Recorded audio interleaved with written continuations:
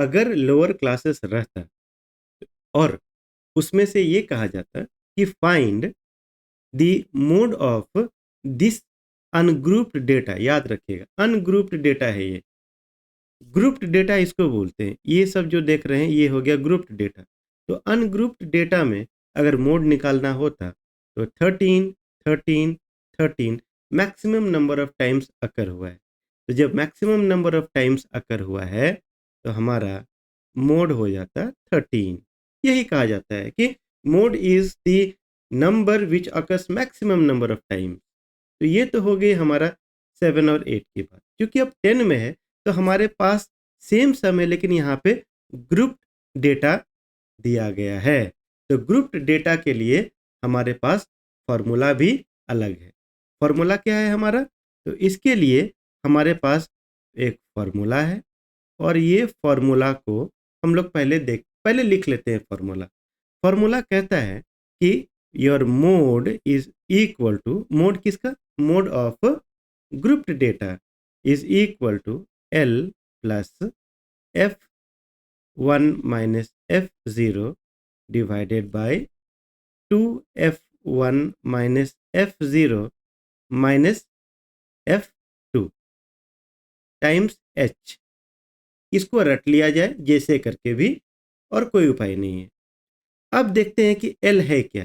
तो L पहले तो ये देखते हैं कि हमारा F1 हो गया ये वाला F1, maximum frequency of the maximum occurring classes.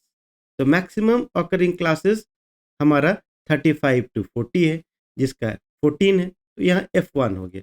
ठीक इसके ऊपर वाला प्रीसीडिंग लिखते हैं हम लोग F0 और F1 के सक्सीडिंग लिखते हैं हम लोग F2। L क्या है?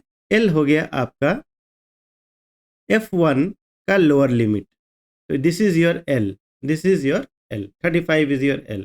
और H क्या हुआ?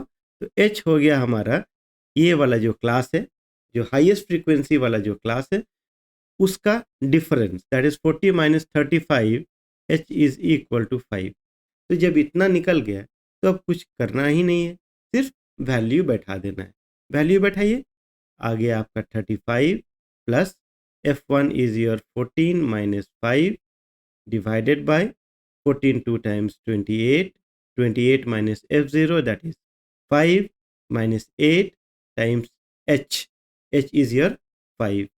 बस सॉल्व करेंगे इसको, is equal to your 35 plus 14 minus 5 9, 28 minus 8 5 13 13 is equal to 15 times 5।